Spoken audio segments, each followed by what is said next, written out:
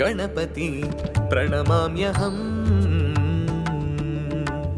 गणपति तुंचै अहं कोलवगा नी गजमुखं वेलगदा मा जातकं गंडकी नदिलो दोरिकावय्या महर्षिकी వంద జన్మాల పుణ్యాల పంటై ముమ్మాటికి చాముండేశ్వర మహర్షి భాష్యాల గణేశయ్య నీదే మా భారం గణపతి ప్రణమామ్యహం